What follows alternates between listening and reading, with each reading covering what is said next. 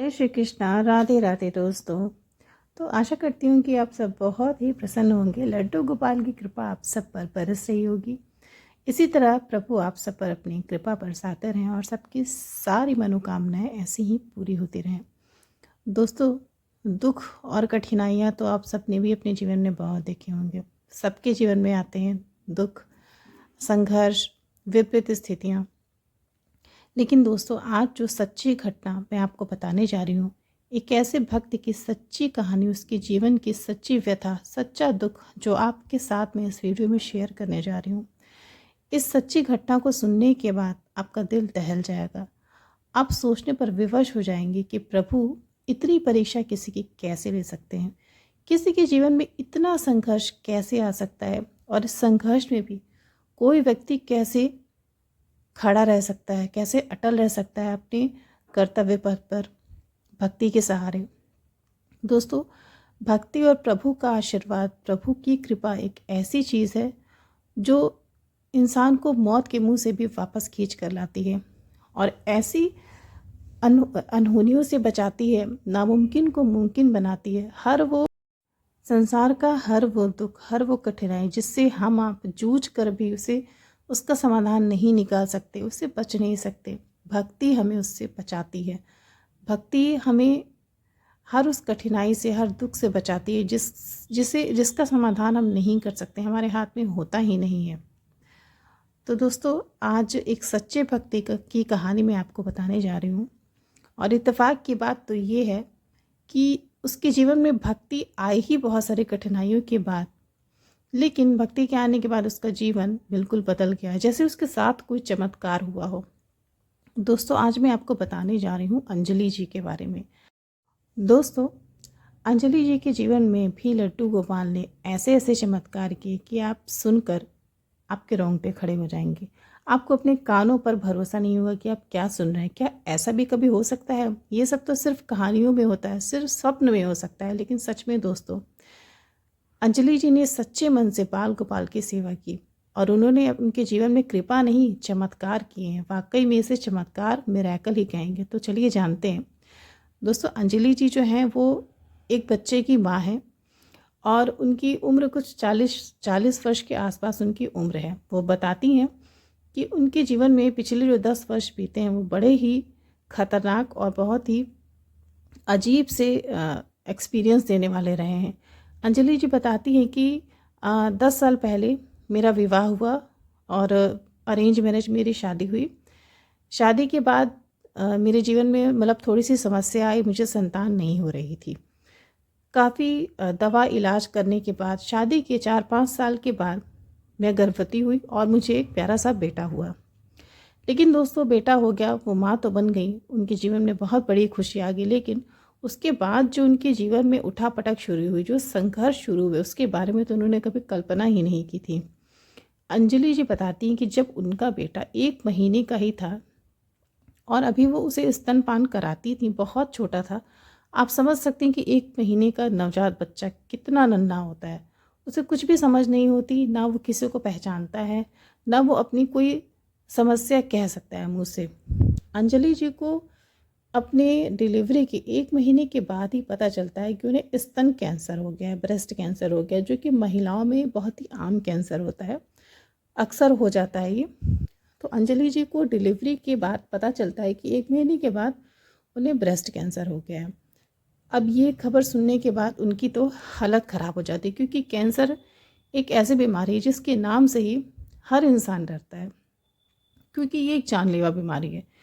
इसमें जीवन बच पाना, जान बच पाना एक बहुत ही कठिन काम होता है, क्योंकि इलाज में बहुत सारे पैसे खर्च होते हैं। इतने पैसे भी हर किसी के पास नहीं होते, और अगर कोई बच भी जाता है, जीवन मिल भी जाता है, तो भी बहुत कठिन हो जाता है, क्योंकि ये बहुत ही बुरी बीमारी होती है, बहुत पीड़ादायक बीमारी होती है। ये जानने के बाद कि मैं कैंसर ग्रस्त हूँ, वो बहुत ज़्यादा दुखी हो जाती हैं, क्योंकि उनकी गोद में बहुत नन्हा सा बच्चा रहता है। वो अपने बारे में सोचती हैं, फिर अपने छोटे से बच्चे के बारे में सोचती हैं कि अब मैं क्या करूँ। इस स्थिति में तो मेरे हाथ में कुछ है ही नहीं। उनके पति दिनेश जी जो रहते हैं वो भी बहुत परेशान होते हैं। एक तरफ तो बाप बनने की खुशी, बच्चे के आने की खुशी, लेकिन दूसरी तरफ इतना बड़ा सदमा, इतना बड़ा शौक लगना।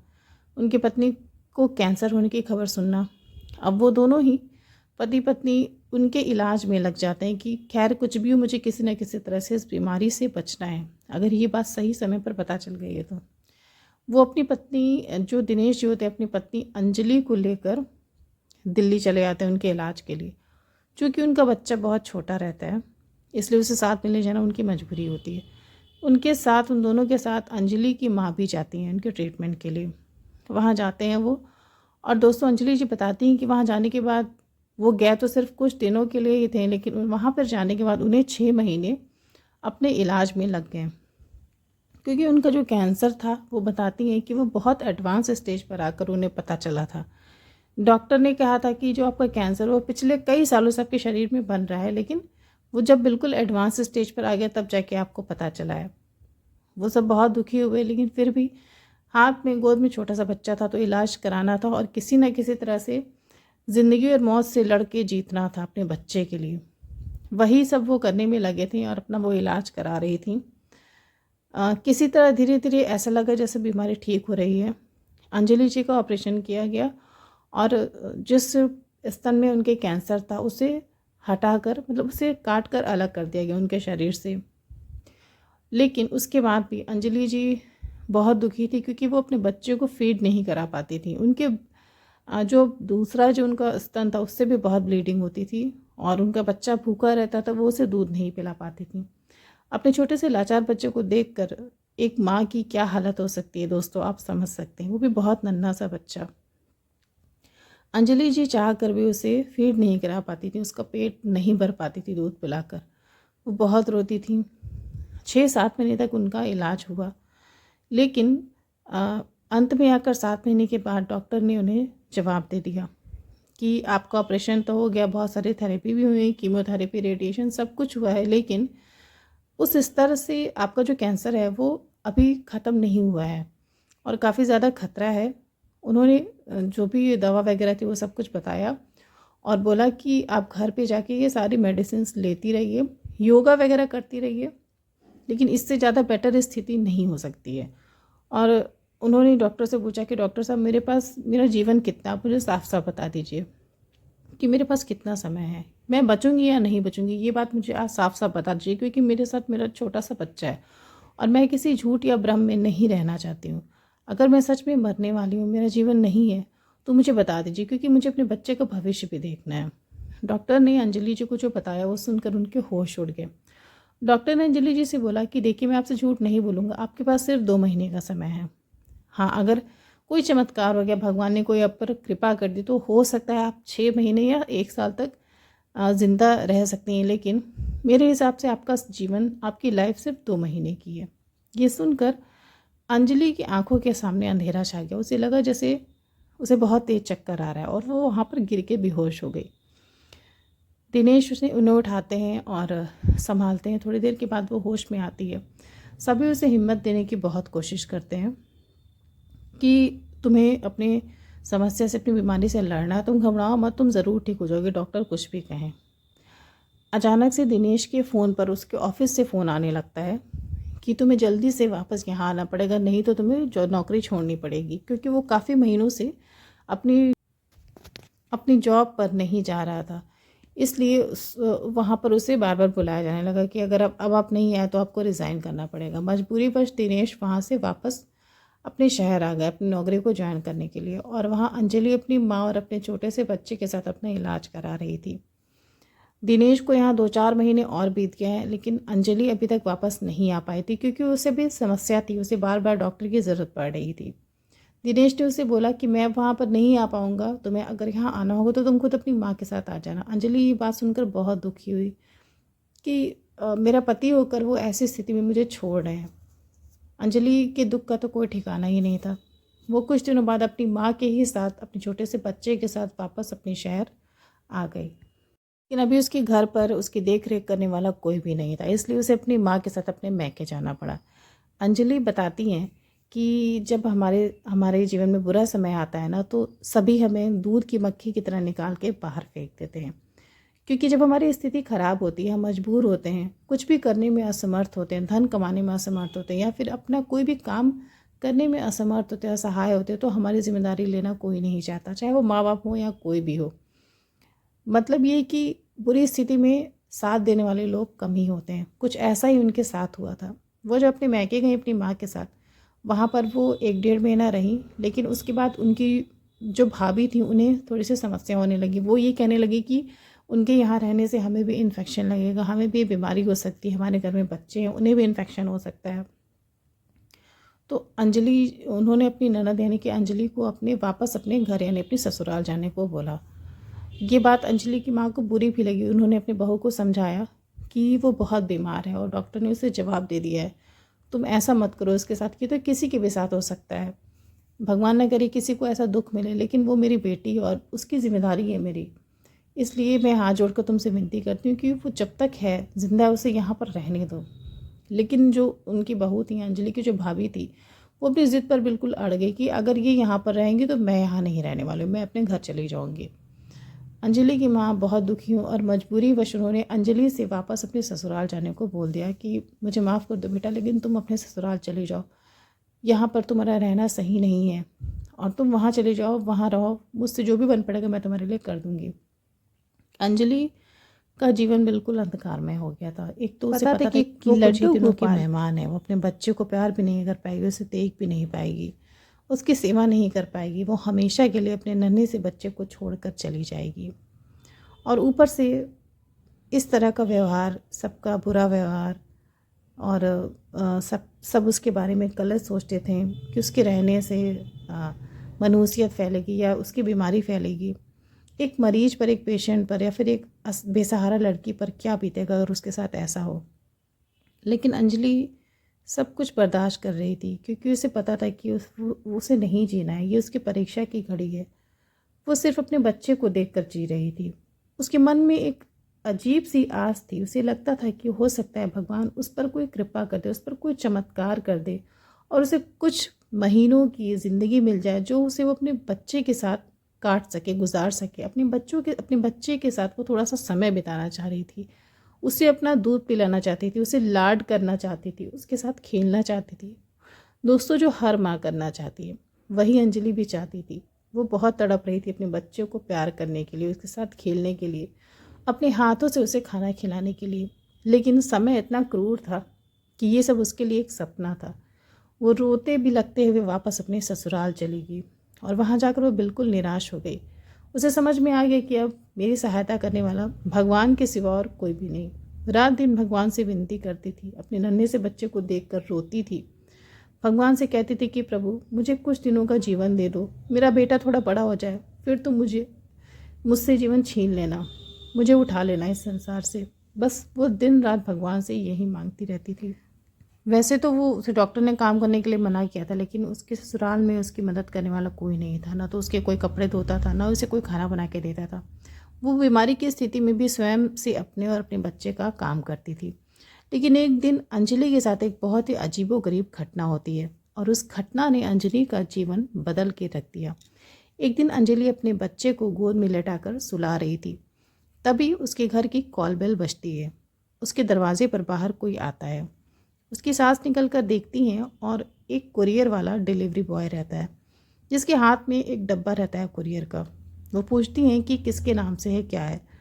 कुरियर वाला जो डिलीवरी बॉय रहता है वो कहता है कि अंजलि जी के नाम से एक कुरियर है। वो अंजलि को बाहर बुलाती है और अंजलि अपने गोद में, अपने हाथ में नन्हे से बच्चे को बाहर लेकर निकलती है और पूछती है कि किसके नाम से। तो बताते हैं कि आपके अंजलि जी के नाम से है ये। और तो ये कहती है कि हाँ मैं ही अंजलि हूँ, लेकिन मैंने तो कुछ भी ऑर्डर नहीं किया था। तो वो बताते हैं कि मैम एड्रेस तो यही है और घर भी यही है, नाम भी सेम है, यहाँ तक कि उस पे जो फ़ोन नंबर मेंशन था वो भी अंजलि जी का ही मोबाइल नंबर था। सब कुछ अंजलि का ही था। तो अंजलि को ऐसा लगा कि हो सकता है मैंने कभी कुछ पहले ऑर्डर किया जो उस समय डिलीवर ना हुआ हो, अब हुआ हो बाद में। लेकिन उन्हें ऐसा कुछ भी नहीं याद आ रहा था। उनका कहना ये था कि वैसे मैंने कुछ भी ऑर्डर नहीं किया था, लेकिन उनके नाम से था इसलिए उन्होंने वो ऑर्डर ले लिया। ऑर्डर लेकर वो घर में जाकर उसे रख दी और अपना काम करने लगी। काम से खाली होने के बाद जब उन्हें याद आया कि कुरियर का डिब्बा पड़ा हुआ है और लाओ से खोल के देखते हैं कि उसके अंदर है क्या, उन्होंने उसे खोला और खोलते ही उनके होश उड़ गए। अंजलि जी ने देखा कि इस कुरियर के डिब्बे के अंदर एक बहुत ही छोटे नन्हे प्यारे से बाल गोपाल का विग्रह है, जिसे उन्होंने मंगाया ही नहीं था। दोस्तों, अंजलि जी कहती कि मुझे बहुत अच्छे से याद है कि पिछले 6-4 महीने में मेरी स्थिति ऐसी थी कि मुझे कोई ऑर्डर करने का ना तो सुध थी, ना ही मुझे कोई ऐसी आवश्यकता थी। उनके उस लड्डू गोपाल के छोटे से विग्रह को उन्होंने डब्बे से बाहर निकाला, फिर भी वो उसे देखकर बहुत ज़्यादा द्रवित हो गई। उनकी आंखों में आंसू आ गए कि भले ही इसे मैंने नहीं मंगाया, लेकिन बहुत प्यारा सा विग्रह है। उसे देखकर ही वो उस विग्रह की मधुर मुस्कान से मोहित हो गई और उन्हें प्यार से चूमने लगी, उनको प्रणाम करने लगी। सोचने लगी कि विग्रह तो मैंने नहीं मंगाया, लेकिन अब आ गया है तो इन्हें पूजा वाले स्थान पर रखना पड़ेगा। और पूजा के स्थान पर रखने के बाद वो ऐसे ही बस सामान्य से उनकी डेली एक पूजा करने लगी, जैसे सभी सामान्य तरह से करते हैं। धूप बत्ती करने लगी और कभी कभी वो भोग वगैरह लगाने लगी। अंजलि जी बताती हैं कि इस तरह से लड्डू गोपाल की थोड़ी थोड़ी सेवा करते करते 6 महीने का समय बीत गया। एक दिन अंजलि जी को ध्यान आया कि डॉक्टर ने उन्हें बोला था कि आपका जीवन सिर्फ 2 महीने ही बचा है, लेकिन उन्हें ध्यान आया कि 6 महीने बीत गए डॉक्टर को ये बात कहे हुए। और उनके मन में एक आस जगी, एक उम्मीद जगी कि क्या पता मैं ठीक हो जाऊं, भगवान मुझे थोड़ी सी कृपा करके थोड़ा सा समय दे दे, थोड़ी जीवन दे दे। और उनकी जो स्थिति थी, जो उनकी समस्याएं थी कैंसर वाली, वो पहले से उन्हें कुछ सुधरती हुई नज़र आ रही थी। हालांकि उन्हें डॉक्टर की बात पे पूरा विश्वास था। वो जानती थी कि मुझे जीना नहीं है, जितना दिन मैं जी रही हूँ बस वो भगवान की कृपा से ही जी रही हूँ। जब भी मेरा समय आएगा मैं चली जाऊँगी, बस वो यही सोचती थी। उनका जो एक स्तन था जिससे वो अपने बच्चे को दूध पिलाती थी और उससे कभी कभी ब्लीडिंग होती थी, वो समस्या इनकी काफ़ी कम होने लगी थी धीरे धीरे। वो उनका बच्चा एक बार बहुत रो रहा था तो उन्होंने उसे फीड कराया और सब कुछ सही था, कोई समस्या नहीं हुई। अंजलि जी के दिमाग में आया कि एक बार 6-7 महीने बीत चुके हैं और मुझे अपना चेकअप अप करा लेना चाहिए। हो सकता है डॉक्टर कुछ चेंज करने के लिए बताएं या फिर कुछ और हिदायत दें, तो दिखाना बहुत ज़्यादा ज़रूरी था। इसलिए अंजलि जी जो है वापस फिर से दिल्ली जाकर दिखाना चाह रही थी, लेकिन उनके पास धन नहीं था, पैसा नहीं था कि वो जाकर फिर से अपना ट्रीटमेंट और फिर जो भी जांचें होती वो सब कराने का उनके पास साधन और पैसे नहीं थे। 6-7 महीने 8 महीने बीत गए, अंजलि जी अभी तक डॉक्टर को नहीं दिखाई थी।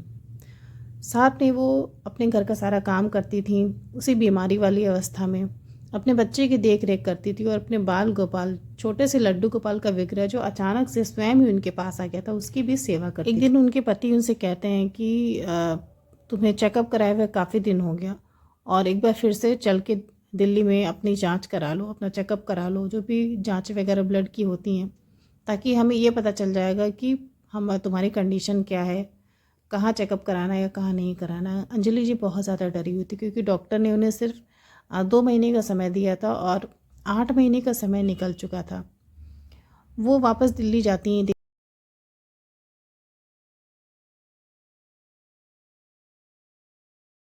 दिल्ली जाती हैं अपने छोटे से बच्चे को लेकर अपनी जांच कराने, अपना चेकअप कराने। और इस बार उनके पति उनके साथ जाने से मना कर देते हैं कि मैं तुम्हारे जाने की व्यवस्था कर दे रहा हूँ, लेकिन मैं तुम्हारे साथ नहीं जा सकता क्योंकि तुम्हारा बीमारी का जो भी ये सब चल रहा है वो पता नहीं कब तक चलेगा, क्या होगा क्या नहीं होगा, और इस वजह से मैं अपनी नौकरी नहीं छोड़ सकता हूँ। पता नहीं तुम रहोगी या नहीं रहोगी, और अब मेरा उससे कोई लेना देना नहीं है, तुम रहो या मत रहो, क्योंकि मैंने तुम्हारी बीमारी की वजह से अपना बहुत कुछ गंवा दिया है, मेरे बहुत पैसे खर्च हो गए और मेरी नौकरी पे भी बनाई है। अगर मैं अब तुम्हारे साथ गया तो हो सकता है मेरी नौकरी ना बचे, इसलिए तुम्हें खुद अकेले ही जाना होगा।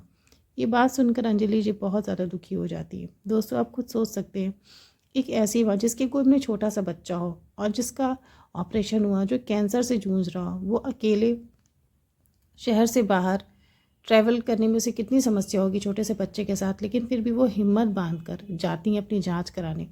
वहाँ पर जाने के बाद वो हॉस्पिटल में जाकर डॉक्टर से मिलती हैं, अपनी सारी जांच कराती हैं। लेकिन उसके बाद एक बहुत ही आश्चर्यजनक घटना होती है जिसके बारे में उन्होंने कभी सोचा ही नहीं था। चेकअप कराने के बाद जब वो अपनी सारी रिपोर्ट्स को लेकर डॉक्टर को दिखाती हैं, वो रिपोर्ट देखने के बाद डॉक्टर के होश उड़ जाते हैं। डॉक्टर अंजलि जी से कहते हैं कि ये तो बहुत बड़ा चमत्कार हो गया, आपकी जो भी सारी रिपोर्ट्स हैं वो बिल्कुल नॉर्मल है, आपके शरीर से कैंसर बिल्कुल ख़त्म हो चुका है, 1% भी नहीं है, आप पूरी तरह से कैंसर फ्री हैं। आप एक सामान्य इंसान की तरह अब जी सकती हैं। ये सुनकर अंजलि के पैरों तले ज़मीन खिसक जाती कि ऐसा कैसे हो सकता है। ये तो सच में एक चमत्कार ही है। ऐसा तो कभी हो ही नहीं सकता है। जब मेरे शरीर में बीमारी थी और मैंने उस चीज़ को झेला है, मैं अभी भी महसूस कर रही हूँ। मेरे साथ समस्याएं भी हैं और डॉक्टर ने मुझे सिर्फ 2 महीने का वक्त दिया था और मैं 8 महीने पहले से ही बिता चुकी हूँ। ऐसा कैसे हो सकता है कि मेरा कैंसर जैसी बीमारी ठीक हो गई। अंजलि जी ने डॉक्टर से बोला कि डॉक्टर कहीं रिपोर्ट गलत तो नहीं आई है। डॉक्टर ने बोला कि हो सकता है कुछ रिपोर्ट गलत आ सकती है। वो फिर से सारी जांचों को कराती हैं, सारी ब्लड टेस्ट वो फिर से कराती हैं और दोस्तों फिर से उनकी सारी रिपोर्ट नॉर्मल आती है। ये देखकर अंजलि जी और डॉक्टर दोनों ही आश्चर्यचकित हो जाते हैं और अंजलि तो खुशी से पागल हो जाती हैं। उन्हें ऐसा महसूस होता है मानो वो छोटे नन्हे प्यारे लड्डू गोपाल की कृपा से उन्हें जीवन दान मिल गया हो। मन ही मन वो अपने बाल गोपाल को याद करती हैं और उन्हें बहुत धन्यवाद देती हैं। वो कहती हैं कि लड्डू गोपाल, आपने मुझे जीवन दान दिया, मेरे बच्चे को जीवन दान दिया। अगर मैं नहीं रहती तो मेरा बच्चा कैसे जीता, उसे माँ का प्यार कौन देता, उसकी देख रेख उसकी परवरिश कौन करता। दोस्तों सच में ये चमत्कार लड्डू गोपाल और उनकी सेवा से ही अंजलि जी को मिला। वो खुशी से झूम उठती, उनकी खुशी का ठिकाना नहीं होता। अपने बच्चे के साथ वो वापस अपने शहर आ जाती हैं और अपने बाल गोपाल को बहुत धन्यवाद देती हैं, उनकी बहुत सेवा करती हैं, दिल से सेवा करने लगती हैं और उन्हें समझ में आ जाता है कि उनके जीवन में इतना संघर्ष क्यों आया था, क्योंकि उनके जीवन में बाल गोपाल आने वाले थे। अगर उनकी कृपा नहीं होती तो शायद अंजलि जी आज जीवित नहीं होती और अपने बच्चे के साथ नहीं होती, जो कि अब बड़ा हो चुका है थोड़ा। अंजलि जी अपने बच्चे से बहुत प्यार करती हैं और उससे भी ज़्यादा, कहीं ज़्यादा प्यार वो अपने लड्डू गोपाल से करती हैं, जो खुद ब खुद चलकर उनके पास आए। ना तो उन्होंने बाल गोपाल को ऑर्डर किया, ना तो उन्होंने कभी खरीदने के बारे में सोचा, ना उनकी सेवा के बारे में कभी सोचा, ना इच्छा जाहिर की। फिर लड्डू गोपाल उनके पास कैसे आ गए। बाल गोपाल स्वयं उनसे अपनी भक्ति कराना चाह रहे थे, उनसे अपनी सेवा लेना चाह रहे थे, इसलिए वो स्वयं अपनी लाडली भक्त अंजलि के पास खुद चलकर उनके पास अपनी सेवा लेने आ गए। दोस्तों भगवान की कृपा ऐसी ही होती है। वो कब सब कुछ बदल के रख दे, कब सारी बाजी पलट दे, ये कोई नहीं जानता। बस भक्त को उन पर अटूट निष्ठा होनी चाहिए, अटूट भरोसा होना चाहिए। तो दोस्तों अंजलि जी के जीवन में लड्डू गोपाल का यह चमत्कार आपको ज़रूर अच्छा लगा होगा। तो अपने दोस्तों के साथ इस कहानी को, इस सच्ची घटना को साझा करिएगा और मेरे चैनल कृष्ण प्रेम रस को ज़रूर सब्सक्राइब करिएगा। राधे राधे।